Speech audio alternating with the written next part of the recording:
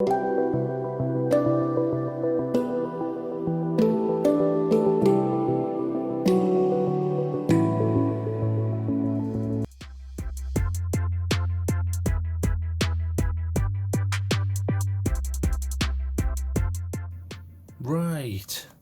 what have we got it here? Right, well today it is one from Armytek. I've been meaning to do this for a while, but one thing and another has held me up. But I'm looking forward to this. It looks professional because there's a guy on who looks like a scientist there, so it must be good. Now these are a Canadian company, which I wasn't aware of until recently. I'd heard of them, and I've heard of the likes of Zebralight and people like that, but not had a real look at Armytek stuff, especially not hands-on. And you can only really have an opinion unless you have hands-on and try something for a couple of weeks. As they say, you don't understand a man until you walk a mile in his shoes, and I believe in that sort of thing. So let's have a look at this. So this is the Armytek Prime C1. There is a C2, but this is the Prime C1, and this, even though it doesn't say that on the box anywhere, this happens to be the V3. I wish they would mark things properly so people understand what they're getting, but I suppose it's such a small, minute difference between the different versions that it's still a Prime C1. So it's got here premium LED flashlight, so we'll see what that actually pans out to mean. And there's a lot of things to go over here. And look at this, 10-year guarantee, and it's a no hassle one, so they just accept it. If it's knackered, they'll replace it. So Armytek, never heard of them, but I like the looks of their stuff.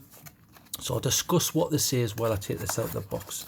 So this one is using Cree. Now Cree is just the make of the emitter, the LED. They're a decent company. It uses a Cree XP-L emitter, and it is a warm one because there's a normal tint and the warm tint, and I've gone for the warm one here. It says there warm light.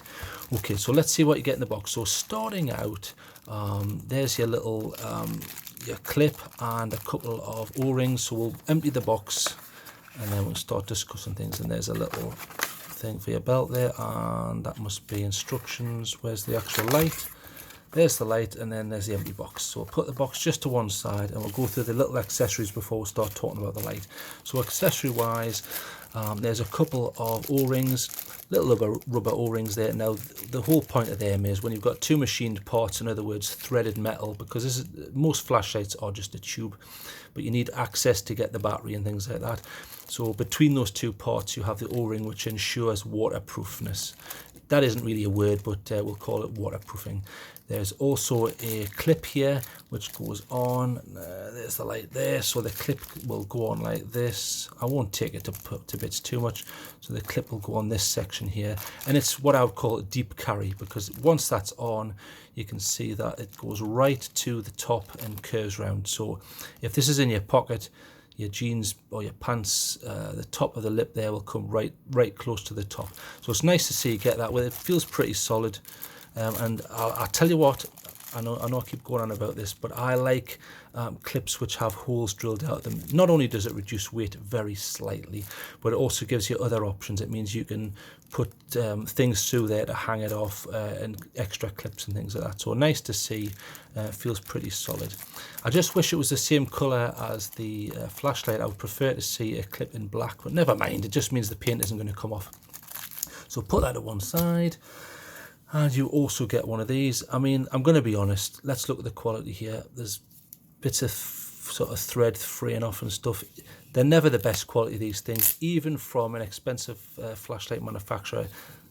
They simply fit a purpose, and they're never that hard wearing anyway. Although I can't vouch for how hard wearing this is. But look, you've got things fraying off already. They do the job. Just make sure that if you're going to use anything with Velcro, that you've fasten it down, otherwise you're going to go out into the wilderness and lose your stuff. And then you've got a loop here, which means you can put that through some sort of molly webbing system and things like that, and you can loop through there and hang that off a belt section. So nice to see. It's a freebie, really. It's not something I would use. At the end of the day, they're made out of metal. You might as well just stick them in your pocket, but it's an option if you want it. So pop that to one side, and then you've got the instructions here, which I'm going to do by special, and I'm just going to memorize it. So let's have a look. So for people who do want to read that, you can pause it and go through it, because I'm certainly not going to do that. So there's your prime manual. It's interesting how this manual also covers, you've got all the stats here. Now this is the prime C1 here, so you notice there's also a prime C2 and also a prime A1 and a prime A2 there. So it's this manual covers the basic functions of all 4 of those models there. So there's your specifications. Goes on about ultra low drain, uses a TIR, which we'll go into. Superb light of amazing constant brightness due to powerful electronics and active temperature control without timers. Now it's saying temperature control without timers, but I do notice, I think there's one of them where is it? There's a battery recommendation there, which we'll go through, a CR123, but I did notice there was some sort of, there you go, on the bottom there, you see it says active temperature control, but then in brackets it's got prime C2 only. So I presume there's no step down with this model, only being the C1. And there's your basic functionality, and there's some other little bits on the back. Care and storage and service, so get rid of that. Right, so let's go through some of these things on the box here. I'll give you a little close-up there. So maximum output, 740, although if you go in the manual it says 650 I think on turbo, and I'll show you that.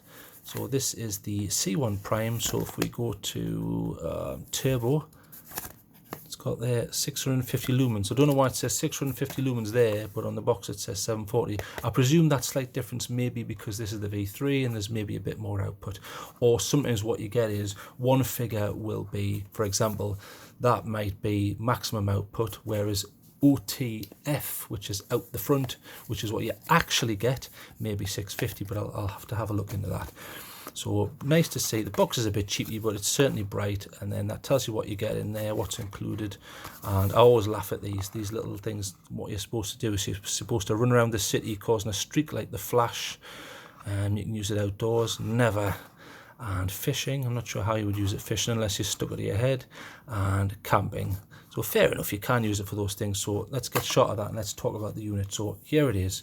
So I'll be honest, it's damn light, but bearing in mind this is what I would call a CR123 light. Now a 123, I have the fire torch here, and I'll show you the size of that cell.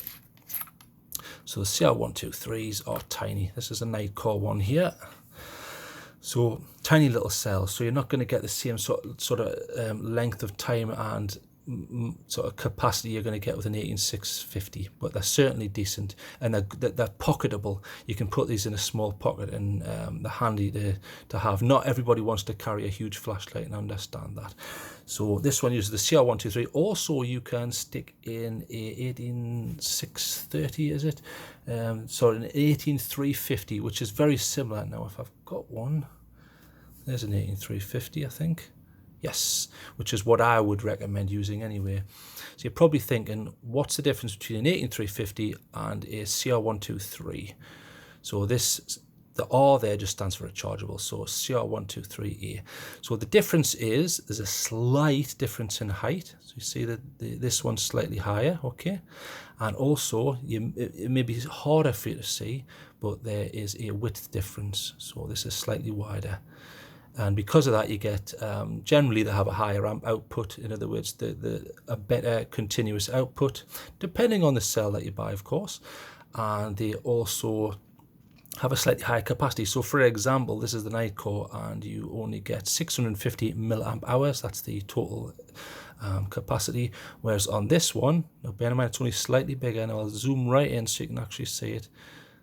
There's 10 amp, and then it says 1100 milliamp hours, INR 3.7 volts. So I would recommend that you go for these. And another reason I recommend that you go for these is, if you notice, Armytek themselves also say that we do not recommend to use CR123A batteries. Now you notice that's a slightly different name to this one. It doesn't have the R in front, meaning it's not rechargeable. So that's a one-off battery that isn't rechargeable. They're saying for often and continuous flashlight operation. So in other words, they're just saying you're better off getting something like this, which is what I recommend. So back to the light. So I like it. It feels pretty chunky. It feels very functional. if that makes sense. And I'll tell you what I like this cutout, because when I take a light out of my trouser pockets, for example, in the dark, I generally put my thumb on the top and I think, right, is that the lens? No, it isn't, because bear in mind you're going to be doing this in the dark, and then you find the button and then your finger automatically goes in that groove there, so you know that that's the top, and then you can make your adjustments there. And I like this sort of section here where the finger goes. It just feels ergonomically nice, and the finish feels nice. Now bear in mind, in order to test these things, I've used this for more than a week daily. But I have noticed the paint is coming off on some bits, you see there and there. So I was hoping for a slightly better finish. Bearing in mind it's got a name like Armytek, you would expect it to be a little harder wearing, but okay, it certainly would never affect the use of the light. But so that's not an issue. The branding on it looks a bit strange. This looks like one of these, you know, strange things that the films get when they win an award.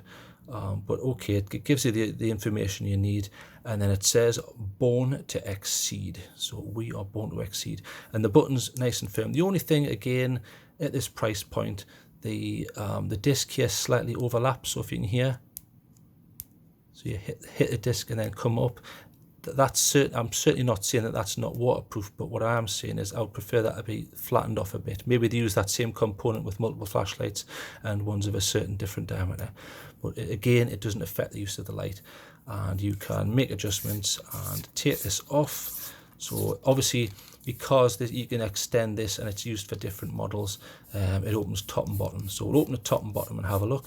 Now, if you notice how long that takes me to open, there's more screwing going on here than in a brothel, because you've got masses of, here we go, I'll keep going, you've got masses here, and I'll explain why. So there's your, it's hard to see there, but you can see I'm moving it there. That's your O-ring there, which ensures waterproofing. And if you notice, you see this blue substance here, well, bluish tint to it anyway. They have properly greased those, which is nice to see, so that's generally silicone grease. And then here's the bottom section. Looks nice. You've got a very, very nice spring there. Plenty of play on it, in other words, distance, and very solid. Does not, even though this is a small light, it's solid. It doesn't feel cheap, which is nice to see. Not magnetic base, I'm afraid to say, which I would have preferred to see on something like this, because handy little lights like this I like to stick on metal. And let's have a look inside. Yeah, that looks nice and clean. No spring at the top. It's a printed circuit board there with the metal section, which is the contact for the cell, and then you can change this top section. I don't want to take it off too much, but let's have a look. I just want to show you what goes on here. There you go. So as you can see there, you have the TIR lens. So if you make a mental note of that, and then I shall put this on so it doesn't break. So let's put that on there without losing it. It goes flying across the room. So I'll put that back on there, and then I'll put this back without breaking it. There you go. Right, so that's nice and flat, and then that goes onto the emitter there, as you can see. So I'm very impressed with the workmanship, and the distance here is massive. There's loads of threads. Reason being is this is a IPX8. Now it's above IPX8. Generally with an IPX8 it means that your flashlight will be waterproof. In other words, if you put it into water up to 2 meters of depth for a couple hours, it'll be fine. Now this goes beyond that. So this has it's an IPX8, but you can put it into 10 meters of water for 5 hours. Now I find that highly impressive, so that's extremely good. Also on the back of that, a lot of these flashlights, you'll find that you get something like a 1 meter drop rating. So in other words, if you drop that from 1 meter height onto concrete, you're generally okay. That's not to say that the cell's going to survive, but the flashlight unit itself should. All lights and things like that tend to have a little bit of a higher rating, but this one, instead of 1 or a 1.5 meter drop rating, this has a massive 10 meter drop rating. So the waterproofing is extremely impressive, stats wise, very, very impressive, and the drop rating is extremely impressive. It goes way beyond what most of these flashlights do. So I shall put the battery in there, positive to the top, so pop that in there and pop that in there. So 10-year warranty, massive drop rating, massive waterproofing. That to me screams high quality, but of course you're paying a lot. The price of these I find is prohibitively high. I mean, for the price of this, you can get a load of M3s, so that you may want to sort of have a think about that. But if you want something high quality, you're going to use it on the job, drop it and get it into water, then you're going to pay that extra, because your job depends on it, and it means there's less for you to worry about. Okay, so this has a TIR lens. Now I'm going to quickly, because I know some people get annoyed, but I'll quickly go through what the different lenses are. So generally you have your PCB there, and then you have your LED, and light, it just comes out randomly. I mean, if you look close up, they do have a plastic dome on, which gives you a little bit of spread, but light just goes all over the place essentially. So you have three basic methods for putting that light, getting a bit of control over that light. Your first method is to pop now this is a side section view, so there's your LED. You put a smooth reflector over, so it's smooth inside. So for example, I shall find one. There's a smooth reflector. Now can you see the LED at the bottom there? And then you have this smooth reflector. Now the whole point of that is light bounces around, blah, blah, blah, blah. You get your spill, which is light from the LED, which then hits the floor. And then you get this bounced light, which is focused. Okay, so this, imagine this is a cross section, so when that hits the wall, there's your focused light, which was bounced around and focused with the reflector, and then there's your spill. So the whole point of that is, and I shall show you if I can find one, there's in fact I can't find a smooth reflector, bear with me a few seconds.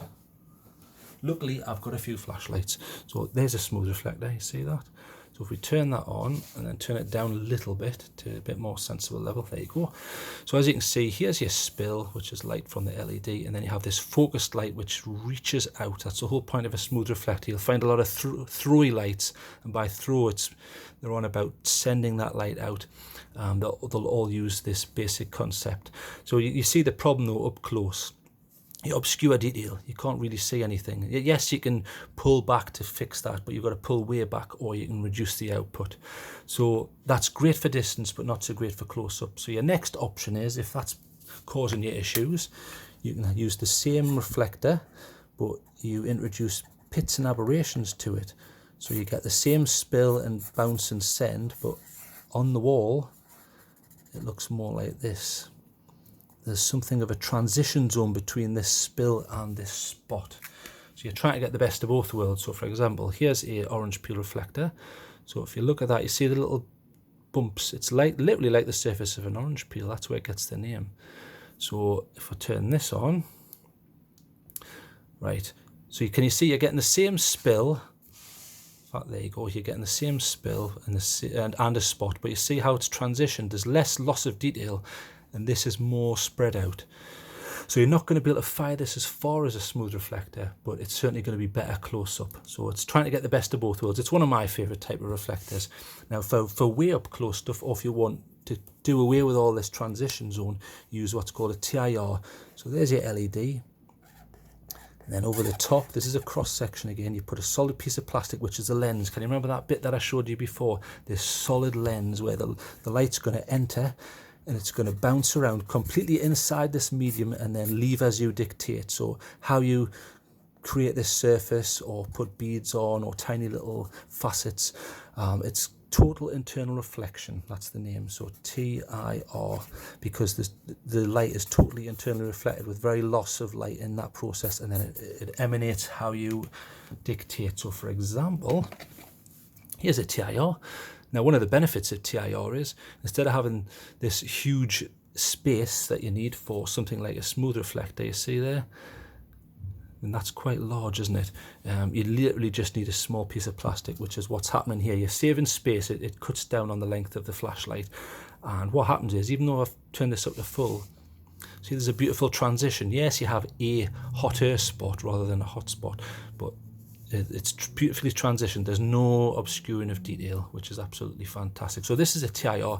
Obviously the difference is this one has a faceted, almost like a bug's eye effect on it, which again diffuses the light, whereas this one is pretty optically clear at the exit point. So you just get a nice smooth send out.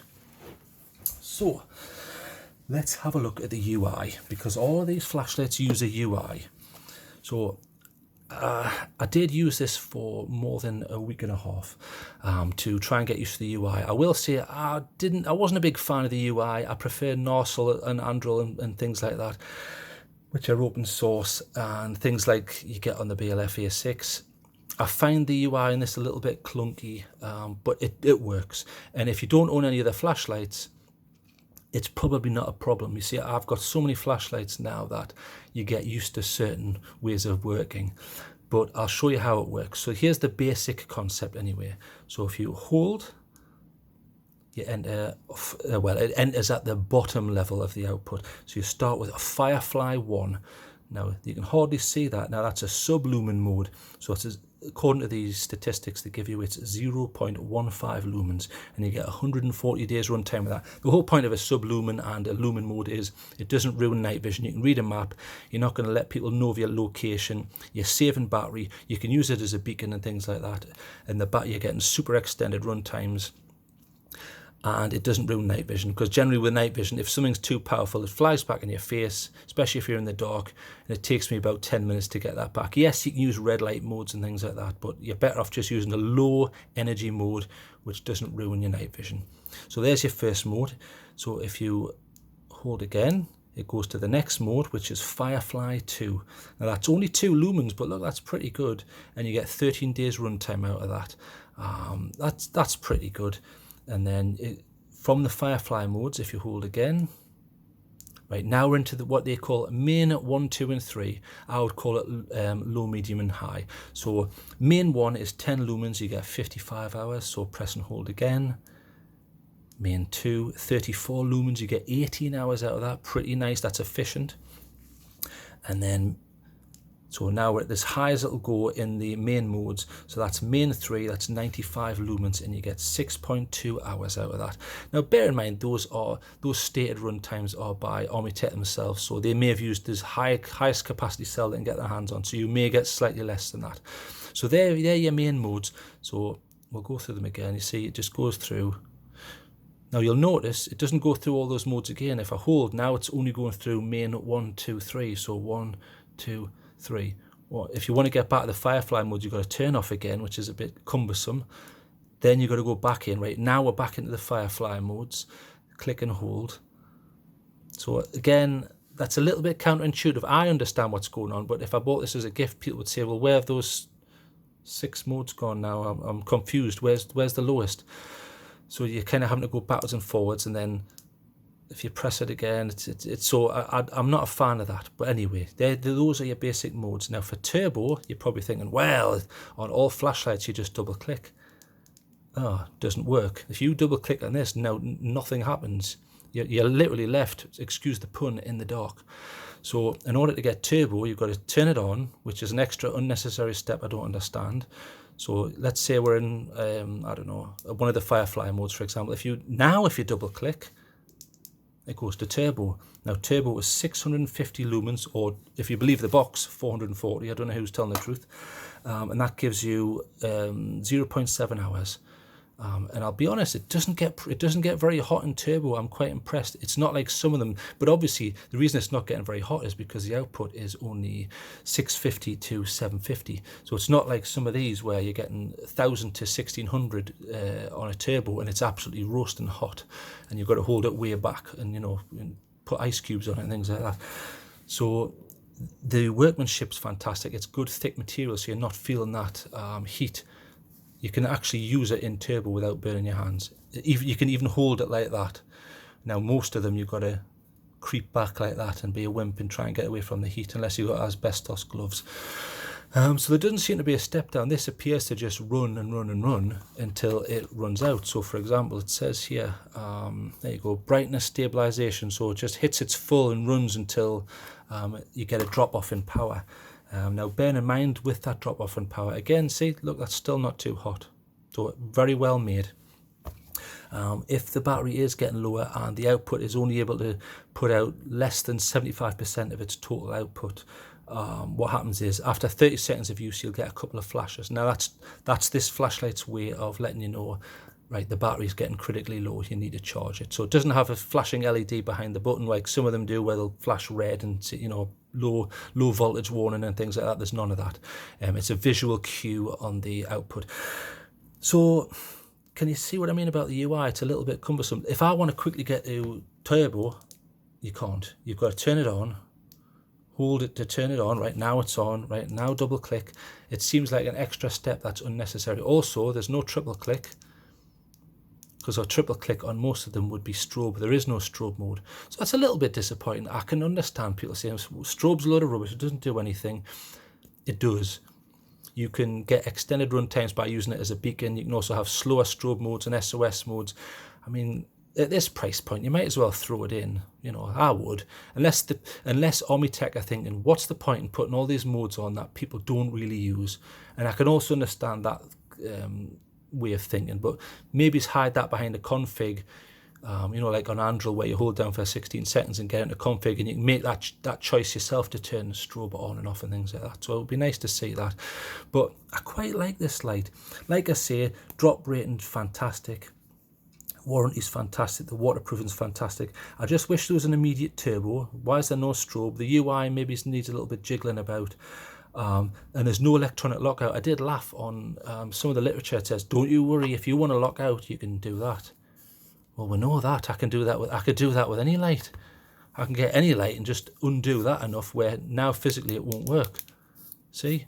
That's not a feature, that's physics. So I don't know how they can claim that as a feature. So there is no electronic lockout. In other words, there's no function where you can say, I don't want that to go off automatically. But again, I will be fair to Armytek. This is recessed, which I love, so it's harder to knock. And I'll be honest, the button is a lot better than most of the buttons I see. You're not going to knock that accidentally unless you're whacking it around in a bag and running down a street or something like that. So I'll be fair.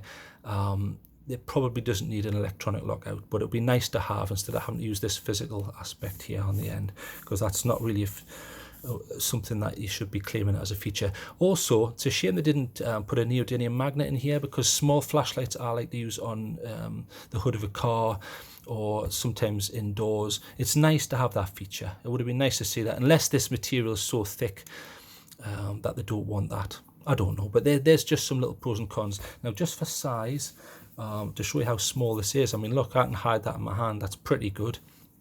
There's a 26650 battery, so it's not much bigger than that. It's certainly slightly thinner, and it weighs less, so it's very small and compact. I mean, the competition for this would be something like the other CR123 style and size lights. So I'll put this together and show you. So you've got the fire torch here, the ER16. So see, now that is slightly longer, but to be fair, it will be because it's got a different reflector. If you remember, I said that TIR saves space, whereas a smooth reflector doesn't. So it will be slightly shorter. You're going to get a much better output on this, but it's going to go red hot and turbo, whereas this isn't, and this is going to last slightly longer. I also prefer the tint on this. It's nice and warm. I'll show you.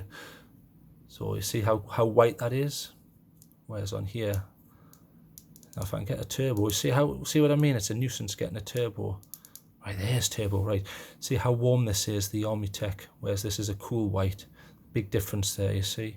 I mean, I'll show you outside on some beam shots as well. And also you'll notice that because the output isn't very high in this, you'll notice that when I do beam shots, you get a lot more output on something like this. I mean, look, the size difference as well. Tiny. And I really like the M3s by On The Road. Or you can get the M3 Pro, which has the USB charging as well, but much shorter, orange peel reflector, so you've got the best of both worlds. So there's another option, but obviously this isn't the drop rating and waterproofing of that, unfortunately. So there's your other options, and you've got the Jet Beam, well, I never remember the name of this one. This is the Jet IIMK, much smaller, similar size battery. So again, you've got to ask yourself, what is it that you're after though?